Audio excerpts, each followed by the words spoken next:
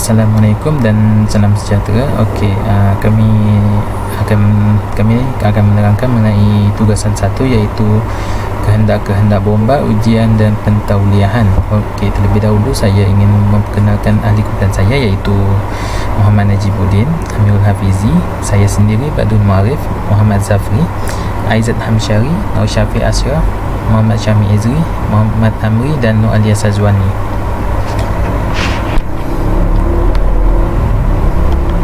Okey, tujuan kehendak-kehendak pembombaan ini adalah untuk memberi perlindungan secukupnya daripada bahaya kebakaran kepada penghuni bangunan dan mengurangkan kemusnahan harta benda. Okey, untuk definisi perlindungan kebakaran pula, iaitu merupakan unsur-unsur struktur sesuatu bangunan yang berupaya untuk melaksanakan fungsinya dengan sendiri atau memerlukan bantuan bagi membendung atau menyekat asap dan api daripada merebak di dalam bangunan semasa kebakaran. Okey, keperluan atau kehendak bomba ini terbahagi kepada dua bidang, iaitu yang pertama perlindungan kebakaran pasif, yang kedua perlindungan kebakaran aktif. Okey, dalam komponen perlindungan kebakaran pasif pula terbahagi kepada 4, iaitu jalan keluar keselamatan, pemetakan, kekerasan dalaman dan siling, pengudaraan dan pencahayaan. Untuk jalan keluar keselamatan pula terbahagi kepada 3, iaitu jalan keluar mendata, jalan keluar menegak dan jalan keluar akhir.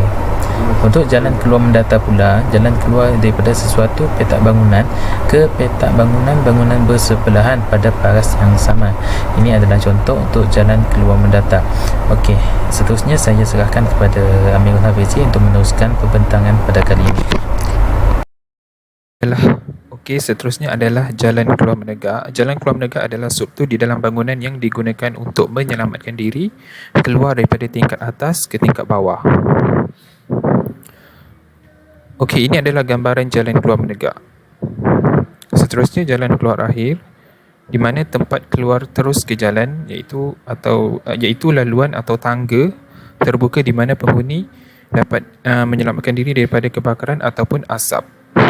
Seterusnya, ini adalah gambaran jalan keluar akhir.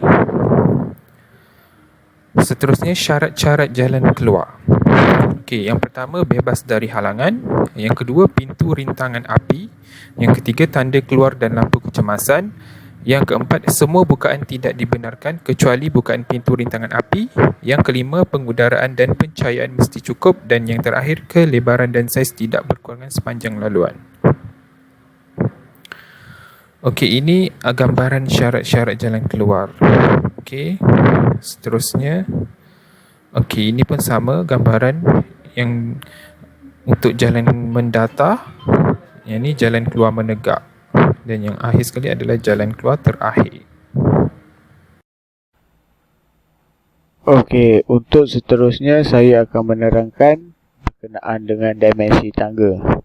Berikut adalah lakaran gambar rajak untuk dimensi tangga. Okey, dalam lakaran ini dapat kita lihat bahawa ia mempunyai fixed openings with wired glass allowed. Kemudian kita ada opening more than 9 meter below can be formed and opening for toilets can be formed. So lebar untuk keluasan tangga adalah 2 meter dan ketinggiannya adalah 9 meter. So untuk dimensi tangga ini, bagi sesuatu tangga, tinggi sesuatu anak tangga itu hendaklah tidak lebih daripada 100 mm dan jejaknya tidak kurang daripada 255 mm, dan dimensi-dimensi ketinggiannya dan jejaknya tangga yang dipilih hendaklah seragam dan bersamaan keseluruhannya. Lebar sesuatu tangga hendaklah mengikut Undang-Undang Kecil 168 dan lanjar pelantar hendaklah tidak kurang daripada lebar anak tangga itu. Kemudian adalah susur tangan.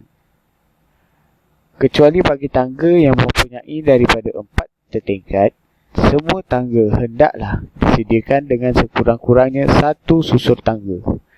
Tangga yang lebarnya lebih daripada 2225 mm hendaklah disediakan dengan susur tangan tengah bagi setiap 2225 mm daripada lebar yang dikehendaki itu dan mempunyai jarak yang hampir-hampir sama. Bagi bangunan lain daripada bangunan kediaman, susur tangan hendaklah diadakan pada setiap sisi tangga itu jika lebar tangga itu adalah 1100 mm atau lebih. Semua susur tangga hendaklah mengunjur tidak lebih daripada 100 mm daripada permukaan dinding kemas dan hendaklah ditempatkan tidak kurang daripada 825 mm dan tidak lebih daripada 900 mm diukur daripada anjur jejak tangga dengan syarat bahawa unsur tangan bagi pelantar hendaklah tidak kurang daripada 900 mm daripada paras pelantar. Berikut adalah lakaran bagi susur tangan tangga. So untuk wall mounted handrail, jaraknya daripada bahagian tepi tangga adalah dengan maksimum 100 mm dan ketinggian bagi susur tangan ini adalah dengan minimum 900 mm. Okey, bismillahirrahmanirrahim. Assalamualaikum warahmatullahi wabarakatuh. Nama saya Hazam Syarif Azmi. Saya akan membentangkan tentang larian tangga maksimum. Okey, bagi bangunan kediaman, suatu pelantar yang tidak kurang daripada 1.8 meter lanjurannya hendaklah diadakan bagi tangga pada jarak-jarak tegak yang tidak lebih dari 4.25 meter dan bagi tangga-tangga dalam semua bangunan lain hendaklah tidak lebih daripada 16 tertingkat di antara setiap pelantar itu. Tiada mana-mana bahagian dalam sesuatu larian mana-mana tangga boleh mempunyai kurang daripada 2 tertingkat. Okey, ini contoh gambar untuk larian tangga maksimum. Okey, seterusnya jenis dinding pemetakan. Terdapat 4 jenis dinding pemetak. Yang pertama dinding palsa, rujukan UUK 136, 138 dan 148. Ianya merupakan satu struktur yang dibina khas bagi pemisahan. Hendaklah dibina dari bahan yang mempunyai tahap ketahanan api, iaitu TKA, tidak kurang dari setengah jam. Contohnya ruang pejabat yang dipisahkan dengan setor dan bilik-bilik lain. Okey, yang kedua lantai petak. Rujukan UUK 136, 138 dan juga 148. Ianya merupakan pemisah antara dua tingkat dengan kedudukan mendata dan mempunyai ukuran tertentu serta dapat menahan api dalam jangka masa tertentu. Rujukan daripada UBBS 1984 jadual 5. Sebab-sebab dinding palsa dan lantai petak diperlukan adalah kerana yang pertama, apabila terdapat pelbagai jenis bahaya dan risiko dalam satu bangunan tersebut. Yang kedua, apabila isi padu ketinggian dan keluasan sebuah bangunan itu melebihi had yang menjadi ditetapkan. Dan yang ketiga, mengambil kira kedudukan dan reka bentuk struktur bangunan. Ini contoh elemen struktur bangunan. Bermula daripada atas ada bumbung, galeri dan juga itulah dia dinding pemetakan. Dan seterusnya lantai petak dan ke bawah lantai tahan beban dan bawah sekali lantai serta dinding luar dan alang dan rasuk.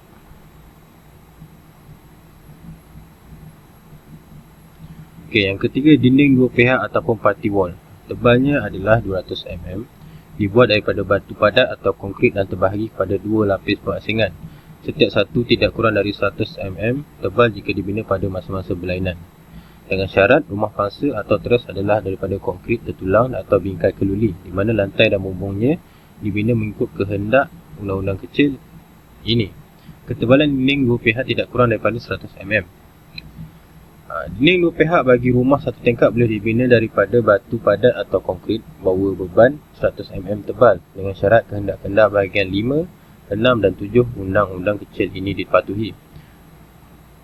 Pembinaan hendaklah dilanjutkan ke bahagian atas permukaan bumbung sejauh tidak kurang daripada 230 mm pada sudut tempat dengan pembukaan atas. Ini contoh gambaran dinding dua pihak ataupun party wall. Party wall to terrace house. Okey, yang keempat, pintu rintangan api adalah pintu yang mempunyai darjah ketahanan api minimum tidak kurang dari setengah jam mengikut standard yang diuji. Yang pertama, ribet pada bingkai pintu atau pada perah pintu mengikut mana yang berkenaan tidak kurang daripada 18 mm. Engsel yang dipasang pada pintu hendaklah mempunyai takat lebur tidak kurang daripada 800 darjah Celsius. Pintu itu boleh ditutup sendiri. Okey, tujuan diadakan pintu rintangan api selain dari kegunaan biasa, ia digunakan untuk menahan kemerebakan api dan asap dari tempat bermula kebakaran ke bahagian lain dalam bangunan Dan seterusnya melindungi lubang terlindung daripada kemerambakan api dan asap secara melegar.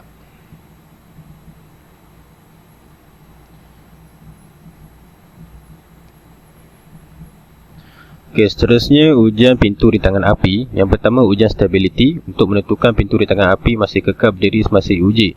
Yang kedua, ujian integrity, iaitu bagi menentukan sama ada terdapat sebarang kebocoran, keretakan yang boleh merebakkan asap dan kebakaran. Yang ketiga, ujian insulasi, iaitu untuk menentukan semua pintu rintangan api berupaya menyekat, menghalang pengaliran haba yang kuat. Dan yang terakhir sekali, pintu penahan asap. Pintu yang dipasang pada sesuatu kerangka memenuhi kehendak Seksyen 7 PB 476 bahagian 8 1972, iaitu tentang ketahanan daripada runtuh selama tidak kurang daripada 30 minit, dan akhir sekali ketahanan daripada laluan api dan gas panas selama tidak kurang daripada 20 minit. Sekian, terima kasih. Assalamualaikum. Bismillahirrahmanirrahim. Okey, seterusnya untuk sistem pelindungan aktif. Definisi sistem pelindungan aktif ialah sistem pelindungan kebakaran yang dipasang tetap pada bangunan atau premis merangkumi 3 cara tindakan untuk mengesan dan memberi isyarat mengawal dan memadam kebakaran. Seterusnya, tujuan sistem pemadaman aktif ialah untuk memberi perlindungan kepada penghuni bangunan dengan cara mengesan, mengawal dan memadam kebakaran. And then, mengesan, mengawal dan memadam kebakaran di peringkat awal bagi mengelakkan kerosakan dan kemusnahan akibat kebakaran. Okey. Dan seterusnya ialah sistem-sistem yang terdapat bagi ciri pemadaman aktif, yakni pilih bomba, sistem penyembuh automatik, sprinkler, smoke detector, wet riser, and then macam-macam lagi. Hose reel ada, break glass, intercom, lampu keluar, pintu di tangan api, sistem karbon dioksida, CO2 dan fire curtain. And then pilih bomba. Pilih bomba merupakan alat pemadam kebakaran yang digunakan oleh pihak bomba atau Emergency Response Team ERT yang mempunyai 2 jenis, yakni merah dan kuning. Merah merupakan bagi hydrant untuk di kawasan awam seperti di parking lot, and then yang swasta ialah warna kuning. Okay, seterusnya syarat pemasangan. Setiap premis atau bangunan hendaklah mengadakan satu sistem pemasangan tetap pilih bomba yang dirancang untuk mengalir dan mengeluarkan air yang bertekanan. Pilih yang dipasang hendaklah dari jenis pilar pengeluaran 2 haladan, mempunyai pipe berukuran tidak kurang daripada 65 mm. Jumlah pengeluaran air minima adalah sebanyak 250 galon seminit untuk setiap pilih bomba, manakala tekanan air untuk setiap pengeluaran pilih bomba hendaklah dalam lingkungan dari 60 PSI hingga 75 PSI. Seterusnya, syarat pemasangan yang seterusnya ialah setiap premis hendak mesti mempunyai sekurang-kurangnya 1 buah pilih bomba. Kemudian, jarak antara 1 pilih bomba dengan pilih bomba yang lain hendaklah tidak lebih daripada 90 meter. Kemudian, jarak di antara pilih bomba dengan bangunan hendaklah tidak kurang daripada 6 meter. Pilih bomba pada kebiasaannya mendapat bekalan dan tekanan air dengan disambungkan terus ke pipe sistem bekalan air awam. Untuk kawasan perindustrian besar atau kawasan di mana terdapat masalah bekalan air dari sistem bekalan air awam, satu sistem bekalan air tersendiri hendaklah diadakan, di mana pam dan tangki simpanan air hendaklah disediakan. Okay. Seterusnya, ini gambar rajah bagi sistem pilih bomba yang bersambung dengan pam yang disediakan oleh suatu bangunan. Dapat lihat di sini ya. Ini ada tank dan ni ada hydrant dia punya pilih bomba lah. Okey. Okey, seterusnya ini gambar rajah menunjukkan sistem pilih bomba yang bersambung dengan sumber air seperti Syabas dan lain-lain lah, sistem sumber air yang berbeza setiap negeri. Okey. Ni hydrant system typical arrangement drawing. Ini ada punya drawing dia. Sumber from JPA main, daripada sumber kalau JPA ataupun Syabas. Ini dia punya hydrant lah.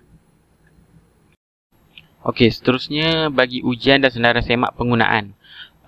Senarai semak ni digunakan bagi memudahkan urusan apabila pilih bomba digunakan dan supaya tidak ada masalah lah. Okey, yang pertama kita cek ialah sumber air. Arus operasi pam dan voltan. Tekanan operasi pam dan kadar alir dia berfungsi dengan baik atau tidak. RPM, ya, tekanan dia lah. Pump tidak terlalu panas, and then getaran dan tahap bunyi. Lepas tu pemeriksaan setiap pendawaian, dia kena cek balik wiring dia. Kemudian bekalan kuasa alternatif untuk pump elektrik. Apa backup kalau maksudnya macam pump tu mati kan. Kemudian bateri untuk pump diesel. Pump diesel kena ada bateri. Kemudian operasi automatic pump. Maksudnya kita kena test pump tu lah, automatic air jalan ke tak waktu pump ni, waktu contoh ada kebakaran kan. Lepas tu apabila pump ni dihidupkan secara automatik, adakah sumber air ni mengalir di dalam pipe ataupun tidak. Kemudian salur keluar pilih bomba, ciri tekanan dan aliran. Salur keluar ni dia punya hose lah, kita check je lah ciri tekanan dia dengan aliran dia berfungsi dengan baik ataupun ada bocor ke apa, itu yang kita check. Okey, seterusnya adalah sistem penggera kebakaran jenis manual. Okey, tujuannya adalah didirikan untuk pengguna bangunan memberi amaran kecemasan kebakaran dengan cara memecahkan alat penggera kebakaran. Okey, itu adalah gambaran, contoh gambaran dia, gambaran alat penggera jenis pecah kaca dan gambaran loceng kecemasan kebakaran. Okey, seterusnya adalah sistem penggera kebakaran jenis automatik. Tujuannya adalah untuk memberi amaran kecemasan kebakaran dengan cara mengesan asap dan haba kebakaran yang berlaku dalam bangunan secara automatik. Okey, ini adalah gambaran alat pengesan haba automatik dan gambaran alat pengesan asap automatik. Okey, ini adalah sistem penggera kebocoran gas automatik. Tujuan dia untuk memberi amaran kecemasan kebocoran gas yang berbahaya di kawasan-kawasan loji atau dalam bangunan secara automatik. Okay, ini adalah contoh gambaran dia, alat pengesan gas berbahaya automatik. Okay, sistem semburan air automatik, tujuannya adalah diadakan untuk mengesan, mengawal dan memadam kebakaran secara automatik di dalam bangunan dengan menggunakan air sebagai media pengawalan dan pemadaman. Okay, ini adalah gambaran kepala sprinkler, gambaran pump sistem sprinkler. Okey, seterusnya sistem water spray. Water spray ni adalah tujuannya adalah untuk mengawal dan mencegah kemerebakkan kebakaran secara automatik atau manual di struktur atau tangki simpanan bahan berbahaya dengan menggunakan air sebagai media pengawalan dan pemadaman.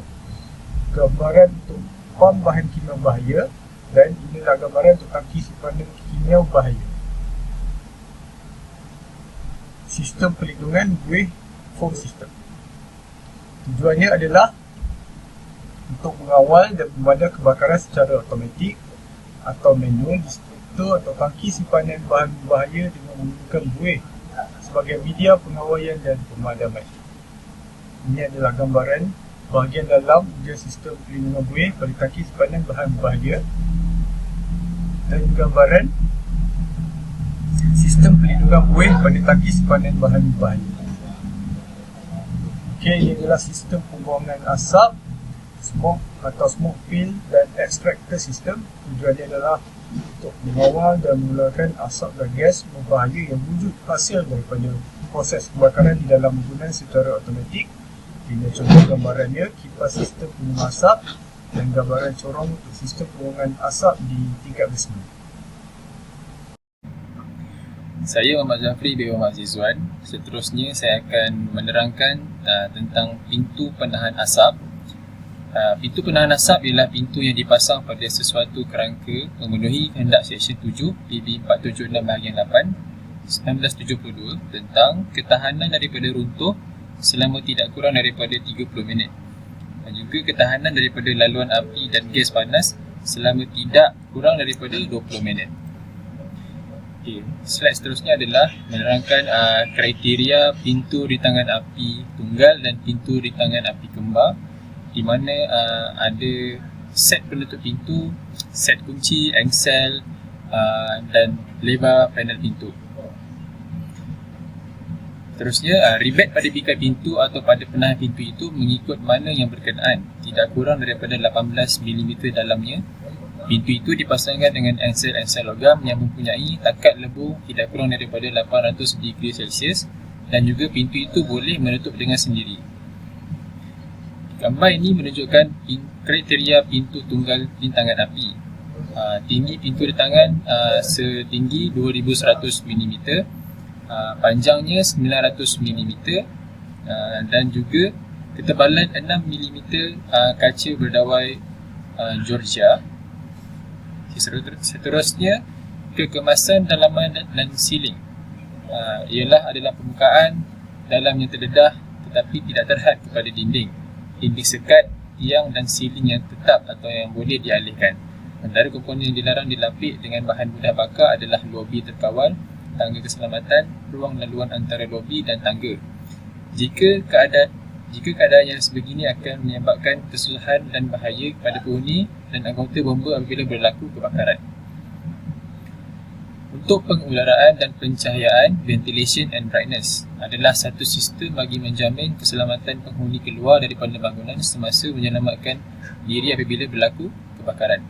Tujuan diadakan adalah dengan memberi pengudaraan kepada jalan-jalan keluar keselamatan seperti tangga keselamatan, lobi melawan kebakaran dan koridor terlindung, mengurangkan kemerebakan kebakaran disebabkan oleh asap, mengelakkan kemasukan asap ke dalam kawasan terlindung dan juga menerangkan kegelapan dan beri pandu arah semasa proses pelepasan diri semasa kecemasan.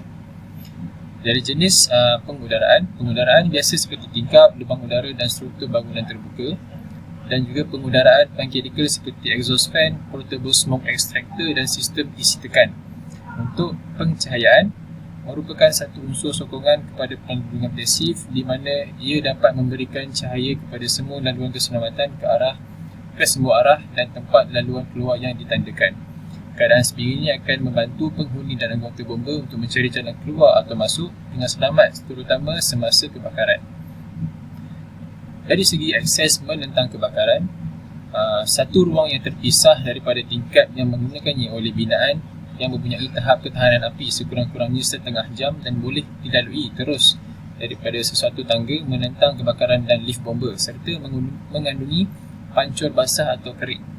Untuk jalan akses perkakas bomba adalah satu jalan atau ruang yang membolehkan jentera bomba dapat menghampiri bangunan dan boleh menampung keberatan tertentu untuk tujuan melawan kebakaran dan menyelamatkan nyawa. Gambar ini menunjukkan layout untuk emergency light di tangga, koridor dan lobi. Dan ini adalah akses perkakas bomba. Ia adalah satu jalan atau ruang untuk membolehkan jentera bomba dapat menghampiri bangunan dan boleh menampung keberatan disyaratkan untuk tujuan melawan kebakaran dan menyelamatkan nyawa. Okey, seterusnya saya akan membentangkan tentang sistem gelendung hos hidrolik. Tujuannya ialah ianya diadakan bagi kegunaan penghuni premis untuk mengawal dan memadamkan kebakaran di peringkat kecil. Alat ini diklasifikasikan sebagai alat bantu mula iaitu first aid firefighting equipment.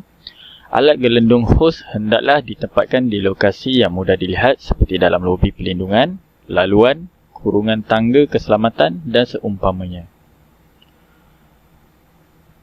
Jumlah alat gelendung hos diperlukan untuk premis atau bangunan bergantung kepada keluasan suatu kawasan.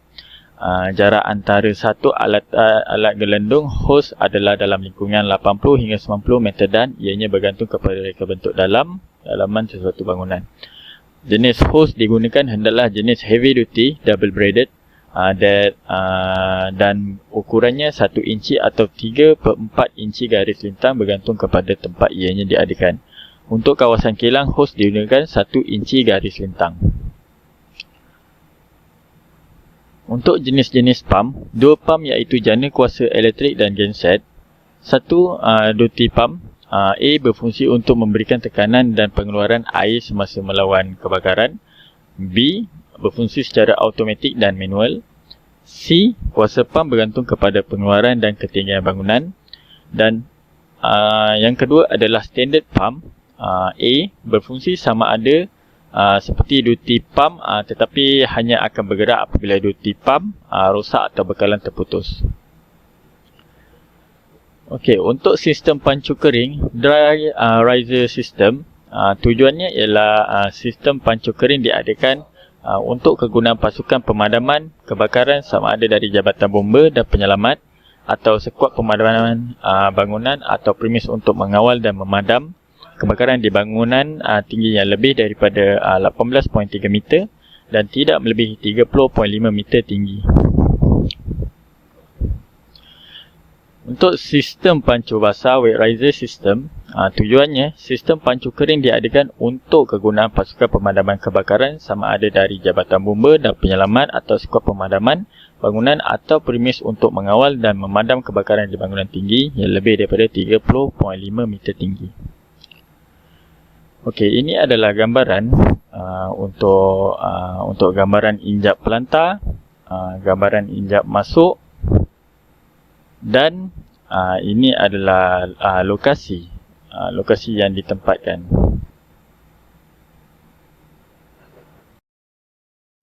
Seterusnya, alat pemadam api jenis mudah alih. Alat ini diadakan untuk kegunaan penghuni bangunan mengawal dan memadam kebakaran di peringkat kecil. Ianya dikategorikan sama seperti sistem gelendung hos hidrolik, iaitu sebagai alat bantu mula. Ini adalah contoh alat pemadam api.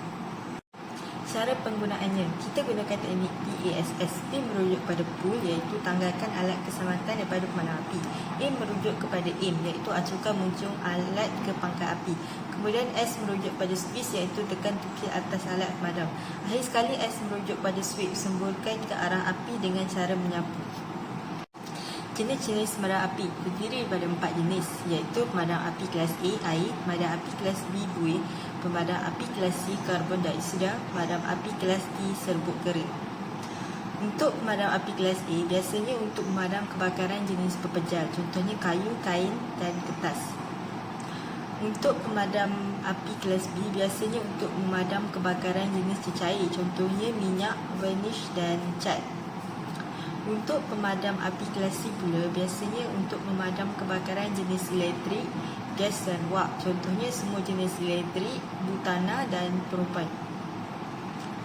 Akhir sekali, untuk pemadam api kelas D biasanya untuk memadam kebakaran jenis logam, contohnya kalsium, magnesium dan natrium. Panel kawalan sistem perlindungan kebakaran aktif. Tindakan dan pergerakan ke semua sistem pelindungan aktif kecuali alat pemadam api mudah alih diadakan dalam suatu bangunan atau premis akan dipertalikkan monitor ke panel kawalan amaran kebakaran utama main fire alarm control panel. Panel ini ditempatkan di bilik kawalan kebombaan. Untuk bangunan-bangunan atau premis besar adalah disyaratkan supaya disediakan pemasangan CMS, iaitu Computerized Monitoring System. Alat ini akan disambungkan terus ke balai bomba berhampiran dan akan memberikan maklumat kecemasan kebakaran secara automatik ke balai bomba tanpa penghuni bangunan membuat panggilan telefon. Ini gambaran panel kawalan sistem kebakaran. Seterusnya, prosedur memproses pelan dan kelulusan menduduki bangunan. First, permukaan pelan. Pelan architecture mengemukakan pelan untuk diberi kehendak-kehendak pencegahan kebakaran. Mengemukakan pelan untuk tujuan mendapatkan kelulusan. Mengemukakan pelan untuk mengubah suai bangunan yang sedia ada. Pelan M&E bagi kelengkapan menentang kebakaran dan pemasangan keselamatan kebakaran. Second, pengambilan pelan. Slide yang terakhir, simbol alat-alat kebombaan pada pelan architecture. Berikut adalah contoh-contoh untuk simbol. Alat pengesan asap, lampu tanda keluar, lampu kecemasan jenis fasa tersendiri dan lain-lain lagi. Itu sahaja dari grup kami. Sekian, terima kasih.